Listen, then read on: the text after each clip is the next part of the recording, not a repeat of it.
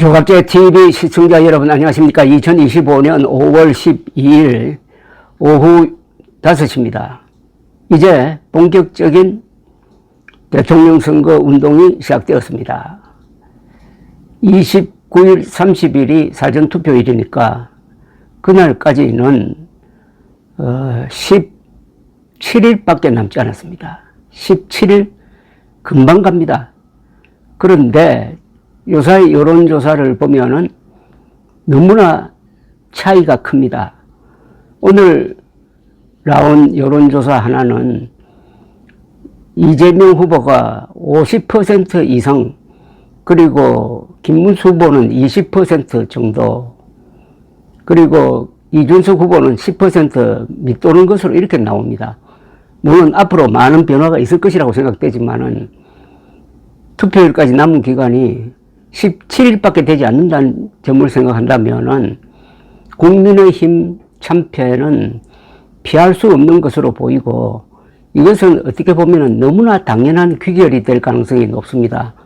즉, 윤석열의 위법한, 위헌적인, 무도한 비상계엄에 대해서 헌법재판소가 파면 결정을 내렸는데도 불구하고 그 사안에 대해서 깔끔하게 정리를 하지도 못하고 윤석열을 출당도 시키지 못하고 계속 그 윤석열이 국민의힘에 대해서 이래라 저래라 하는 상황을 방치하고 지금 이 선거에 임하고 있는 국민의힘은 이게 어떤 존재입니까? 이런 게 보수정당이라고 할 수 있습니까? 보수정당이라면 헌법 수호 세력이어야 하는데 헌법 파괴자를 편들고 그 헌법 파괴자가 계속 뒤에서 상황 노릇하고 있는 것도 말리지 못하는 이런 정당이 국민들에게 표를 달라고 손을 내미는 것 자체가 이게 뻔뻔한 짓 아닙니까? 저는 그래서 윤석열을 내치지 못한다면 결국 대한민국이 국민의힘을 내칠 수밖에 없다. 역사의 패배자 윤석열 앞에 줄을 선 국민의힘은 앞으로 100년 동안 집권하지 못할 것이다 라는 이야기를 해온 바가 있는데, 그게 바로 여론조사에 그냥 그대로 반영이 되고 있습니다. 이대로 가면은 500만 표 차이 이상으로 참패할 가능성이 매우 높습니다. 그런 가운데서도 하나의 변수가 있고 희망이 있다면 이준석 후보의 개혁신당입니다.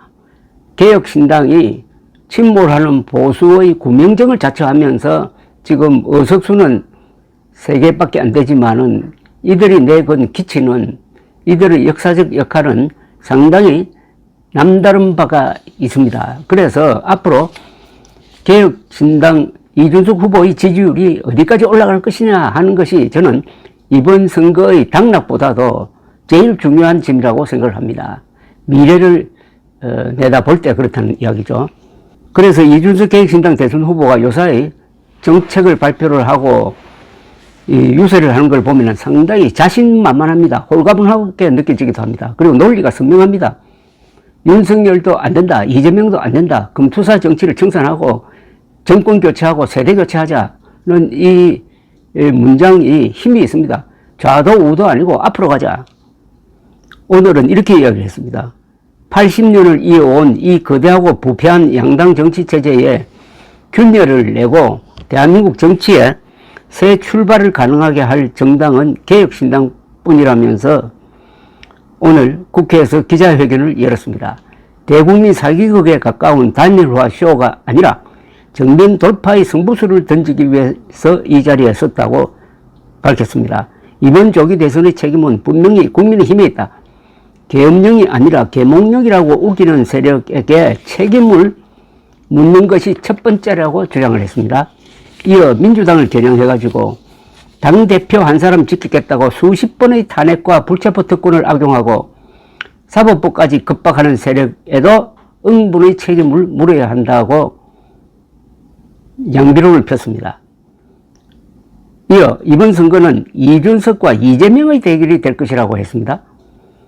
이준석 후보는 이번 대선은 개혁신당과 더불어민주당의 한판 승부처가 될 것이고 이준석과 이재명의 1대1 대결장이 될 것이라면서 미래와 과거의 대결, 새로움과 낡음의 대결, 청렴과 부패의 대결, 유능과 무능의 대결이 될 것이라고 자신했습니다. 기자회견 직후 기자들과 만나서는 김문수 후보와의 단일화 가능성에 대한 질문을 받고 탄핵 반대파에 해당하는 국민의힘과 손잡는 순간 과반을 얻을 방법이 없기 때문에 어떤 방식으로든 김문수 후보와 단일화는 불가능하다고 선을 그었습니다. 그러면서 그는 재차 장면 동탄의 기적을 이야기를 했습니다. 이재명 더불어민주당 후보와 김문수 국민의힘 후보에 맞서 독자 레이스를 펼쳐 대선에서 승리할 수 있다는 주장을 펴기 위해서였습니다. 그는 작년 4월 총선에서 동탄이 있는 경기 화성을 선거구에 출마를 해가지고 42.4% 득표율로 39.7%를 받은 민주당 후보, 17.8%를 받은 국민의 후보를 누르고 당선이 되었습니다. 이준석 후보는 이번 출마에 대해서 40의 도전이라고 했습니다. 만 40세입니다. 대한민국이 다시 40의 정신으로 도전할 때라면서 김영삼, 김대중 그리고 노무현의 길, 그들의 용기를 오늘 다시 계승하는 이준석의 도전이 시작된다고 했네요. 자, 이준석 후보는 이제 주적을 국민의힘으로 놓고 있다는 이야기입니다.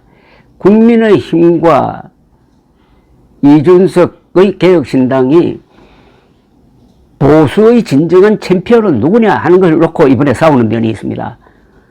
보수의 챔피언은 누구냐? 국민의힘은 이미 보수적 가치를 포기했기 때문에 사실은 보수의 챔피언 자리는 지금 비어 있습니다. 그 비어 있는 보수의 챔피언 자리를 국민의힘이 어떻게 보면 포기한 그 자리를 개혁신당이 차지하겠다는 겁니다. 그래서 개혁신당이 앞으로 보수의 챔피언이고 보수를 재해석하고 재구성하고 해서 재기시키는데 국민적 역할을 하겠다. 이렇게 나오고 있습니다. 개혁신당 쪽에서 발표하는 이 대선 공약은 매우 재미가 있습니다. 그리고 이 생활 속에 아주 실감으로 다가옵니다. 최근에는 다자녀 출산 가족의 자동차 번호판을 핑크색으로 만들어 가지고 여러 가지 특혜를 주도록 하는 생활 밀착형 공약, 이런 것을 하나씩 지금 발표하고 있습니다. 이게 하나씩 벽돌 쌓듯이 쌓아가면은 여기서 하나의 흐름이 생기고, 흐름이 생기면은 힘이 생기니까 의외의 결과를 얻을 수도 있을 것이다 라고 생각을 합니다. 국민의힘은 윤석열과 헤어지지 않음으로써 윤석열을 업고 석은 새끼줄을 잡고 지금 인수봉으로 올라가기 시작하고 있습니다. 이준석이 어떤 모습으로, 어떤 전략으로 국민의힘을 따라잡고 국민의힘을 뒤로 밀어버리고 이재명과 1대1의 대결을 하여 보수당의 보수 세력의 주도권을 잡는 것은 물론이고 한국 정치판의 새로운 희망을 만들 것인지 지켜보는 것도 이번 조기 대선의 한 즐거움입니다. 감사합니다.